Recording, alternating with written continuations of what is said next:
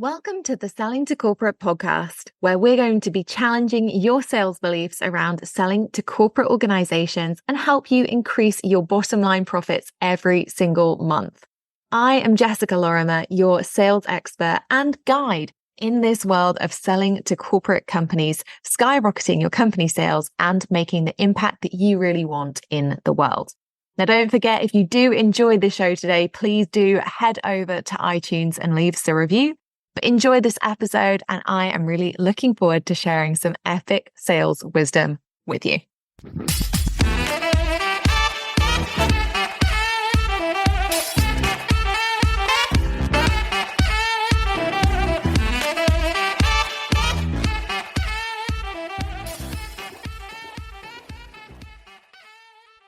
Welcome to a very exciting episode. I am super pumped to share the key takeaways from Converting Corporates with you today so that you can learn from all the amazing breakthroughs and key takeaways that our participants had at Converting Corporates. But before we dive in, I just want to share something that is possibly even more exciting than that. So, as you all know, the C-suite is open. But if you sign up before April the 1st at 6 p.m. UK, you will not only get access to the entire C-suite resource portal, over 10 years of strategies, templates, and sales techniques that have been created by me and proven in over 17 different countries from students around the world, around over 20 industries, plus the monthly hot seats with me, obviously, looking at your proposals, your pricing, your offers, helping you navigate your way through your lead generation metrics and more.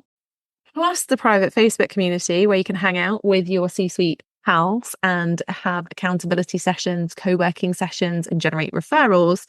But we're also adding a 6-week sprint to start on April the 2nd.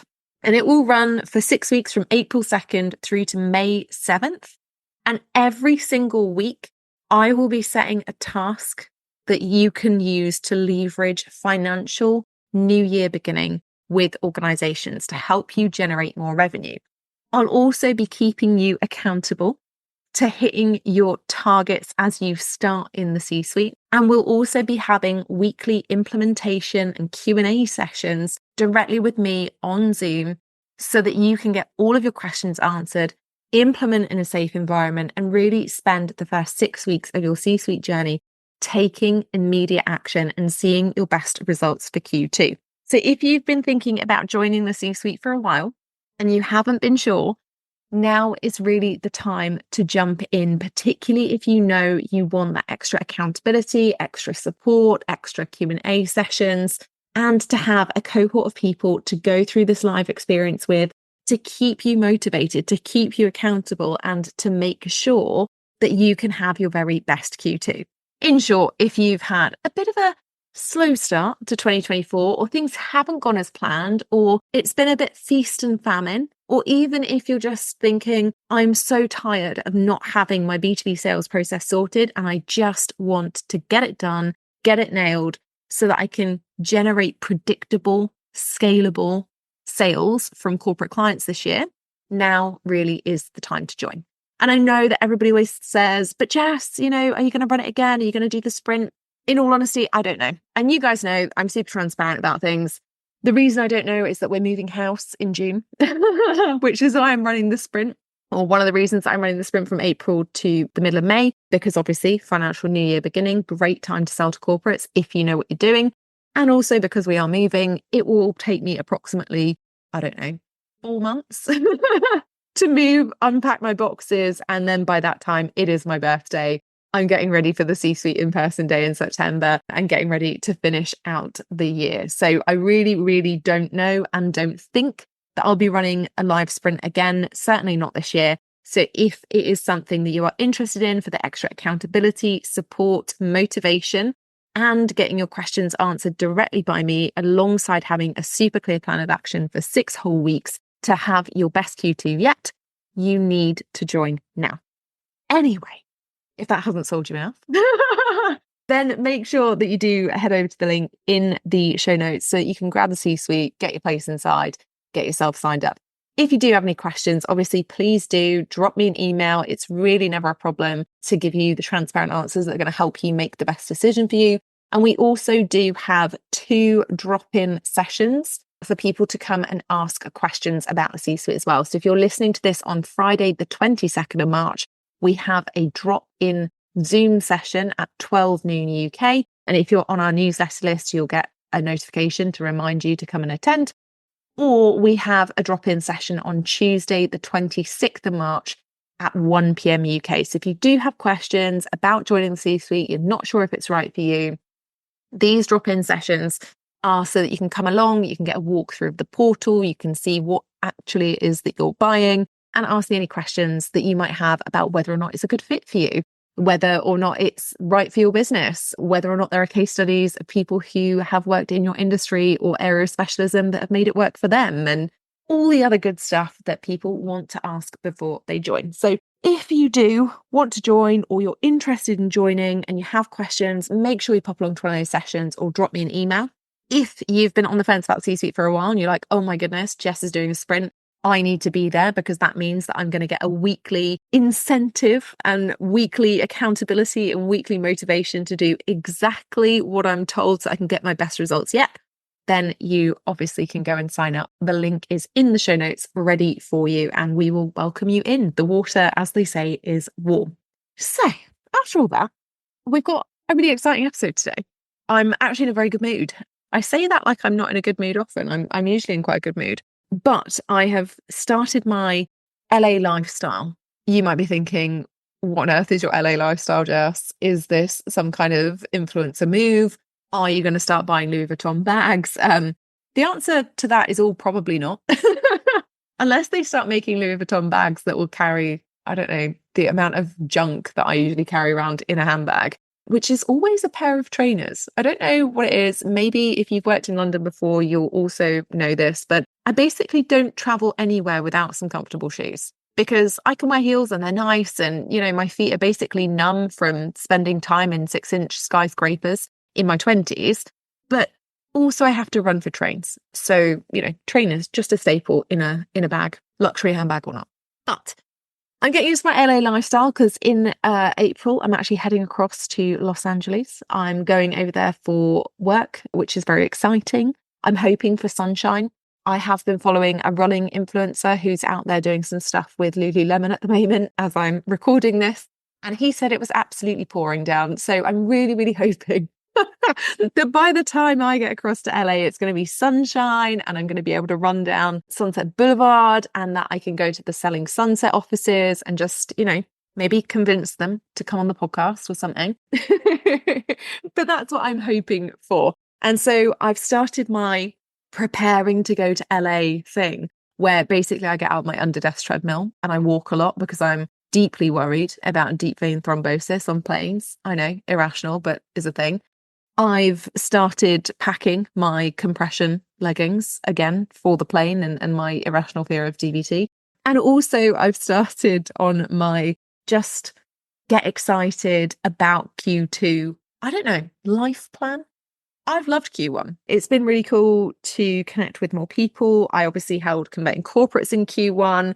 I've been trialing out some new things on LinkedIn, in our newsletter. I launched my Substack. My TEDx went live terrifyingly and got over 10,000 views in 48 hours, which was kind of crazy. So, you know, if you're on YouTube, you can have a look. My mum has watched it about, I don't know, 10,001 times. So any additional views at this point are other people. And it's been really cool, but I'm excited to enter into Q2 and just really prepare to not work a lot over the summer. And if that's you, if you're also thinking, oh God, summer holidays are fast approaching and I just want to take time out of my business, then today's episode is going to be super useful because ultimately we're covering off the key takeaways and breakthroughs that were had at Converting Corporates and how they can support you in changing your business in Q2 to make all the difference so that you're not having to, you know, work endlessly in Q3 and kind of panic in Q4 that you haven't hit your annual revenue target. So that's really today's episode. I'm feeling very jazzed about it. I am feeling, I don't know, quite ready to hit April running. I don't know about the rest of you, but it's a really good time for me to connect with my corporate clients. I've been doing a lot of consulting work and expanding some of the projects that I've been working on, which is always fun. And then as you head into financial new year beginning, you're like, okay, great. Where else can I be supporting this organization? And so I'm just looking forward to starting all of those things. And I blame all of this good energy on being able to lead Converting Corporates, the event a couple of weeks ago, because I've just been in a really good place ever since. Really excited to spend time with people, really excited to see people smash their goals. And I figured what better way to increase your good vibes than to discuss what actually happened at Converting Corporates and, like I say, those key breakthroughs and takeaways that you can apply to your business to change it too. So let's dig in, because it's a good episode. I've got 6 main points that people picked up from Converting Corporates this year. And I want you to, as we're going through the episode, to figure out really how you can apply these to you. Some of them will be more relevant than others. Some of them will be more timely than others. And some of them you might think, actually, I've got this nailed. I'm really doing well in this particular area, and I can leave it and not have to focus on it for quarter 2 necessarily. So Converting Corporates happened. For all of you who were listening, who attended, thank you very much. We had the absolute best couple of days. And I say this every single time. I am so sad that it's a year until the next one. And what usually keeps me going is the fact that we do in-person days in between now and the next Converting Corporates for our C-suite participants. And that gets me through. It gives me my people fix before we can have the next Converting Corporates event. But it was just phenomenal. I've actually had people who've attended every single Converting Corporates event who came to me and said, this was the best one yet. I don't know how you're going to top it for next year. And believe me, I have big plans for topping it next year. So keep your eyes peeled around September, when we will be opening up tickets to the general public for the next Converting Corporates in March 2025. But what made it so good? And, what were the lessons along the way? Well, obviously, for those of you who didn't attend, but probably saw me talking about it a whole bunch, actually Converting Corporates this year was focused all around financial year end and financial new year beginning. And for me, that's a really exciting topic, because financial new year and financial year end are really great times to sell your services to corporate organizations if you know what you're doing. And so getting people in a room to be able to maximize this awesome time of year, to be able to give proven strategies in the room, to be able to implement together in the room, to be able to see the results happening in the room was just absolutely phenomenal. It's like working on a sales floor all over again. And there is something about working on a sales floor. If you've ever watched Wolf of Wall Street, you'll have probably seen the comedy version, let's say. But when you work on a sales floor, there's this feeling of possibility, of ambition, of anything can happen, mainly adrenaline, I think. And I think that that's what the Wolf of Wall Street film really tries to get across. It's that energy that salespeople have of just do the things, just take the actions, you will get the results. Obviously, unfortunately, the film is peppered with the life story of Jordan Belfort, which does not necessarily portray, in that instance, the most ethical of sales strategies, but it does give you that feeling of, oh my goodness, I can just do it. And that's the exact energy that we had in the Converting Corporates room. And the reality was that can do, anything is possible, limitless action taking, high vibe, all of the cliches meant that people saw some insane results over 2 days, and people have continued to see results in the weeks after, which is super, super exciting. We actually had people who left Converting Corporates who went on to have business development calls that they had booked at the event that led to proposals going out for £10,000 and above within 4 or 5 days of them leaving the event. That is insane, absolutely insane. And I'm super, super excited, like I say, to run another one next year. before everyone sat there thinking, but Jess, why would you only want to run them once a year if it's that good? Anyone who's ever put on an event will tell you it's a lot of work. Coordinating that amount of people in one room and doing all the behind the scenes event stuff, it's a lot. And it takes a lot of work, time, energy, promotion. It's a once a year thing, but it's an amazing once a year thing. So the whole focus around converting corporates was financial year end and financial new year beginning, and how people can be leveraging their existing relationships and also using new cold relationships to generate revenue during the financial year end, financial new year period.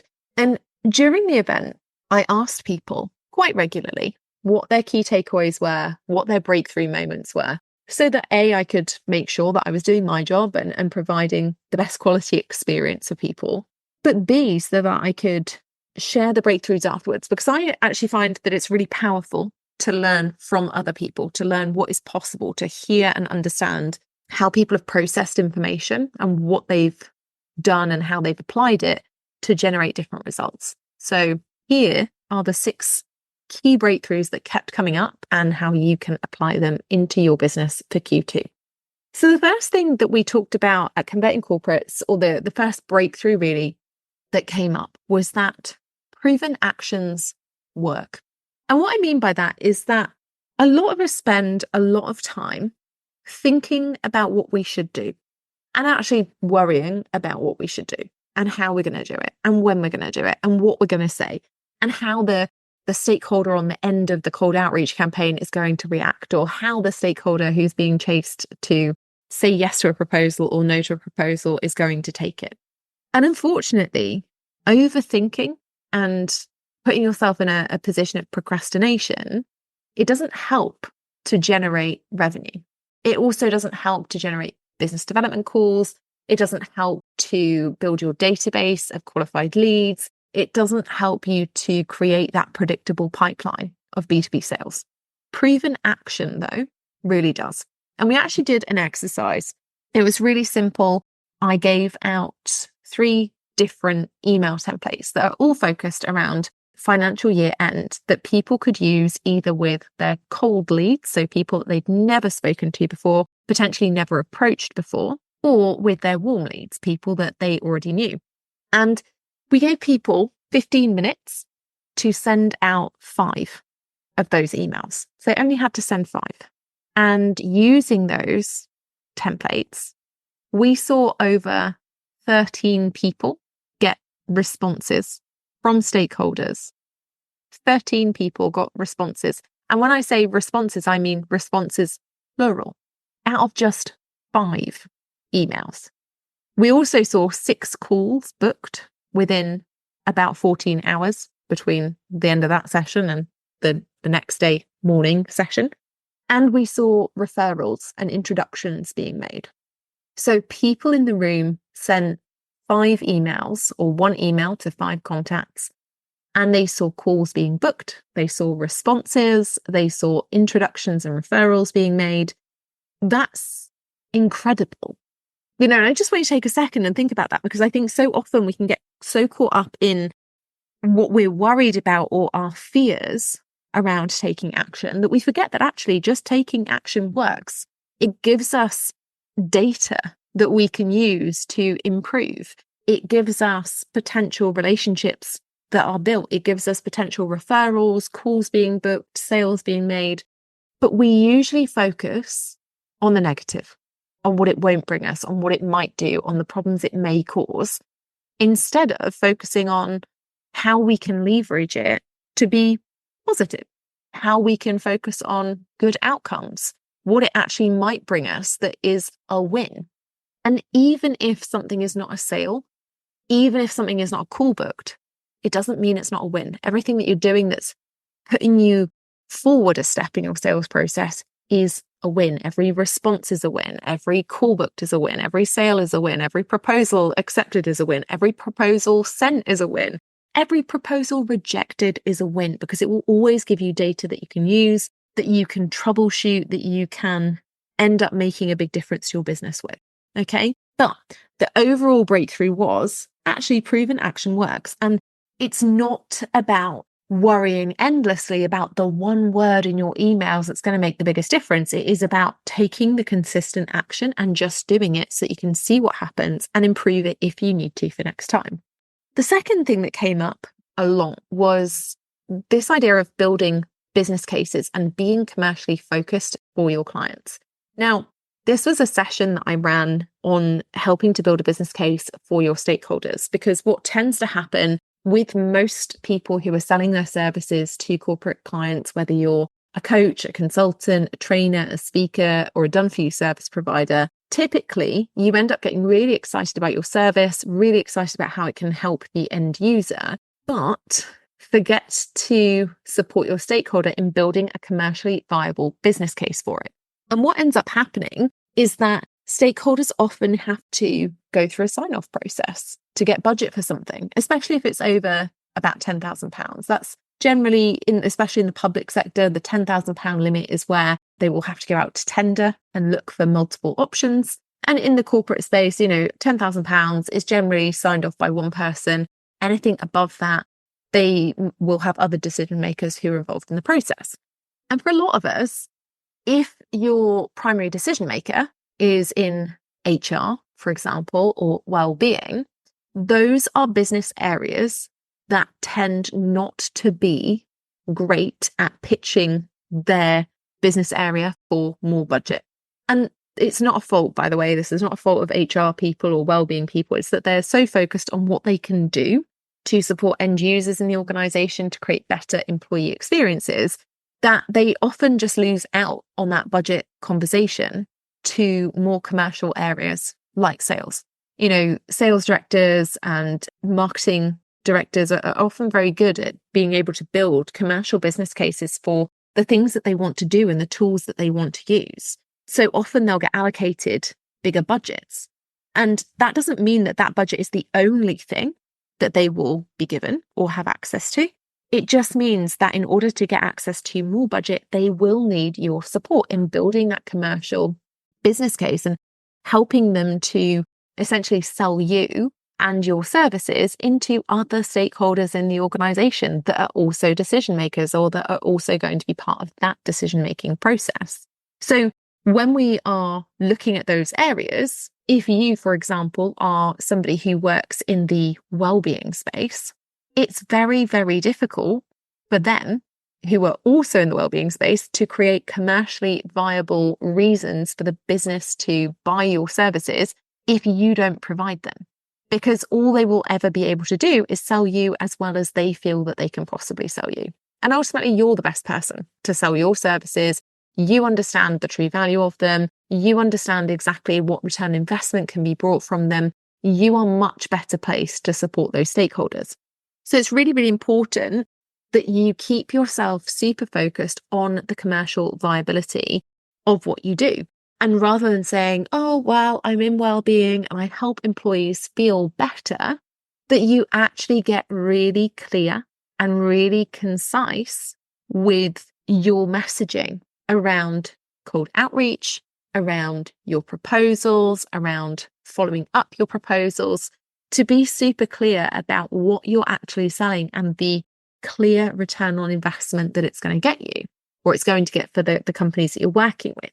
So if, for example, you work in well-being, but you're selling a company mental health first aid training, you might say, look, I specialize in supporting companies like Google with mental health first aid training so that they can prevent long-term unexplained absence in employees who may be struggling with stress but don't know how to say, right? It's super, super clear. It gives a really, really clear return on investment and it makes a big difference. It's much easier for a stakeholder to sell in clear returns on investment, whether they are tangible or intangible, than it is to make broad statements like, oh, they'll help with well-being. They'll help make employees happier. They're very, very difficult to quantify or understand or make business cases for. All right. So commercially focusing your stakeholders and making things commercially viable yourself are going to be integral in 2024. And we had this reiterated from one of the stakeholders who attended Conversing Corporates and was on our panel. And they were really, really clear that they're an HR manager. They are responsible for a huge body of people in a technology firm in the UK. And they were really, really clear that over the last few years, the response from HR has been reactive to problems. So it's been, oh my goodness, we have all these people who are super, super stressed and taking long-term absence. Let's do something about it now, to realizing how expensive and costly that is, and now trying to be proactive. So they're trying to proactively solve problems or identify issues, and it helps them when you approach them and you're commercially focused around, hey, look, here's how much these problems are potentially costing you, or here's the impact of those problems in your workplace. Here's why we can solve them and how we can solve them. Yeah. So make sure that you are being commercially focused when you're thinking about your business development process, your cold outreach, and everything in between. Now, talking about the stakeholder there actually brings me on to our next breakthrough point. And this is really, really helpful for people. We had a whole stakeholder panel discussion about what stakeholders like, what stakeholders don't like, some of the key insights that they had from 2023 and how they thought that they would impact workplaces in 2024. And one of the big things that did come up was this idea that hiring managers are trying to change. They're trying to become more commercially focused themselves, and they are trying to be much more proactive about the way that they interact with suppliers, because they're trying to be much more proactive about the problems that they're identifying and how it's impacting them and why they should be solving those issues. So it's really, really important that you're thinking early about the types of stakeholders that you're targeting in organizations, and that you're making sure that you're targeting people in a relevant way, right? You're not just sending the same blanket cold outreach email or cold outreach LinkedIn message to every stakeholder, regardless of job title, and that you're actually thinking about what they are prioritizing and, what problems are most relevant for them, most timely for them, and that you're doing something about it. Now, obviously, for those of you who attended Converting Corporates, we've given you templates to be able to do that. And for those of you who are inside the C-suite, you have key templates to be able to communicate your value, the area that you specialize in, and of course, the transformations that you can offer inside the program. So please, if you're listening to this and this is just giving you that gold refresher to go and rejig your messaging in some way, please go and use both the clarity module and the lead generation module for assistance with creating your messaging, making sure it's commercially focused, and then using those lead generation templates with whatever strategy you want to be able to book more calls with stakeholders that are qualified, where they're already interested in hearing about the problems that you solve, and they've got that budget to put aside to pay you as well. Okay. Now, understanding those key roles is going to be a big shift for most people in 2024. I think what happens is a lot of coaches and consultants and speakers, we all tend to put a couple of people, at most on our target list when we're trying to do business development with organizations.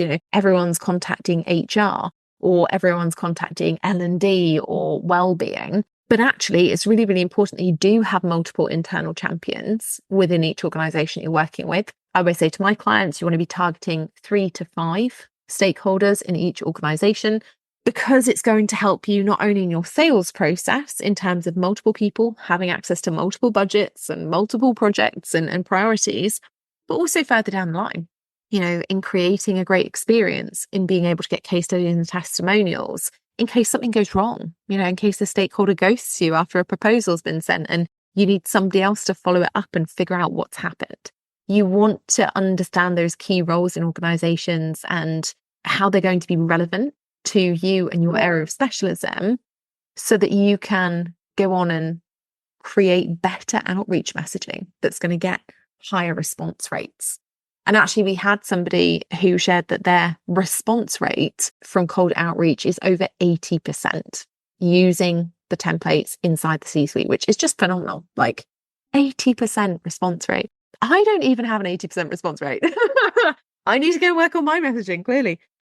Number 4 is about the way that we target organizations. So what was interesting is that we had a lot of discussions at Converting Corporates about inbound versus outbound lead generation. And it's always interesting, and it's always a discussion that comes up, because I think that the online world teaches us that inbound leads are the best ones.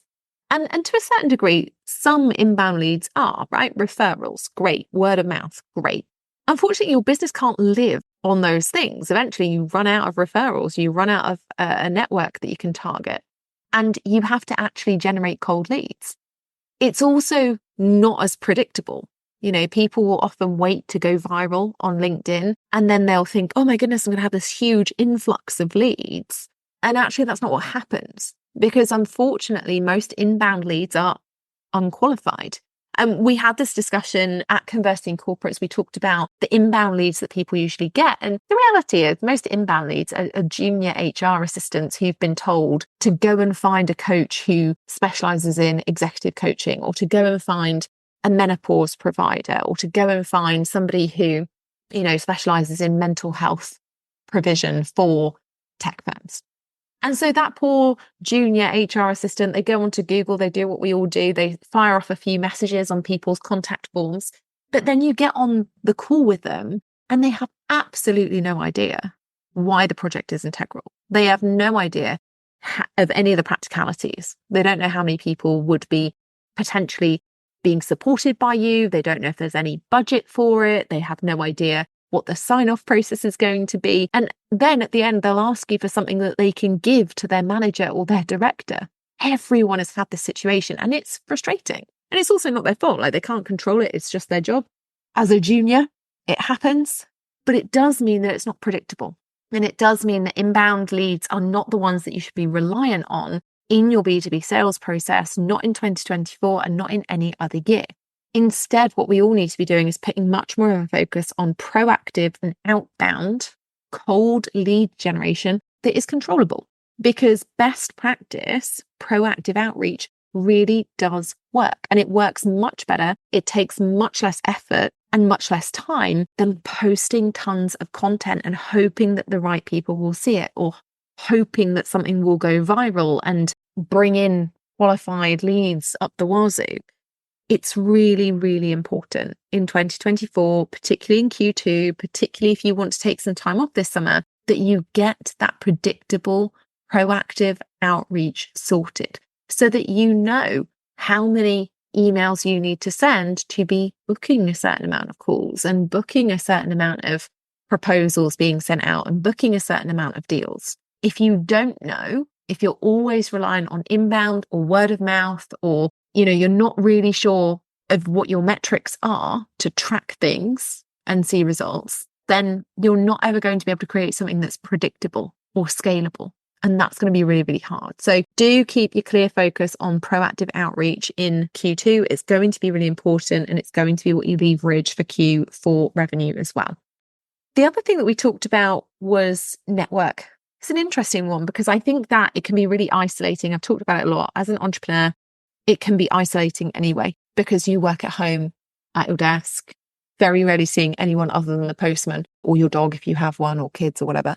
It's, I think, more isolating when you are an entrepreneur who's working with companies as your target. There aren't many of us, which I think changes depending on how the economy looks. When it's a challenging economy, everybody suddenly stops selling to individuals and starts selling to corporates because they've got all the money. But it's isolating because it's hard to find other people who understand what it's like to sell to companies. It's one of the things that is most valuable, I think, about attending things like Converting Corporates or being inside the C-suite, is that you get an inbuilt, ready-made community of people who know what it's like to want to benchmark pricing, who know what it's like when a stakeholder is super enthusiastic about a contract going ahead and then ghosts you, who have been in the situation where they've had to follow up a proposal many, many, many times, and they finally do, and they finally get the contract signed, and they're so excited, and everything in the world is just great that day. Having that is really important. It's important to have other people who motivate you. It's important to have other people who inspire you. It's important to have other people who understand the results that you want to get, who have taken the action and are continuing to take the action that get there. And it's also interesting to have other people normalize the results that you want to get. Now, that phrase, normalized results, or being in a room where the results that you want are normalized, is not directly from me. That's from Daniel Priestley in his book, Key Person of Influence.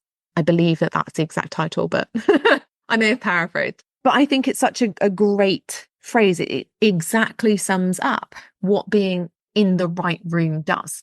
It normalizes the results that are possible for you. And I think it can be so hard as an entrepreneur selling to companies to sit there, and when nobody is replying to your emails, and when nobody is buying your stuff, and when nobody is getting on calls with you from companies, to think, oh, well, just nobody's buying right now. The market's just down at the moment. Oh, everything is just tough. It's when you're surrounded by other people who are doing the right things, who are focusing on the right activity, who are seeing the results that you want, that makes you think, oh God, well, if they can do it, obviously I can. And you just start to focus on the right activities, doing the right things, the right metrics, making sure that you are around people who show you that the results you want are possible, to inspire you to keep doing the things, even when it's hard, even when it's frustrating, even when you think, oh God, why did I even take this on?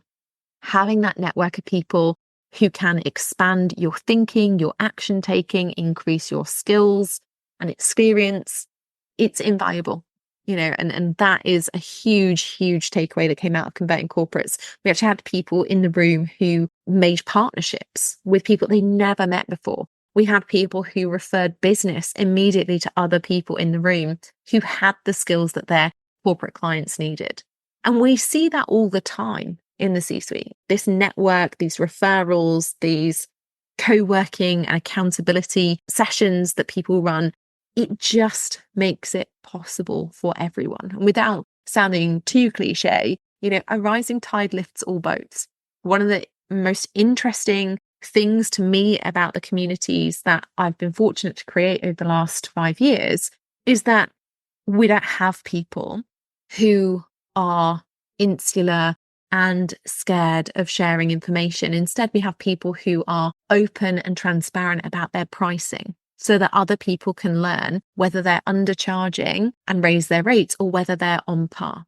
We have people who collaborate on opportunities because they're not just buying Converting Corporates or the C-suite in order to attend and hopefully get their own clients from it. People are having interesting discussions about their client bases and, what kind of projects they're working on, and looking actively for other people to come in and be associates or consultants or good sources of support and expertise for corporate clients they're already working with.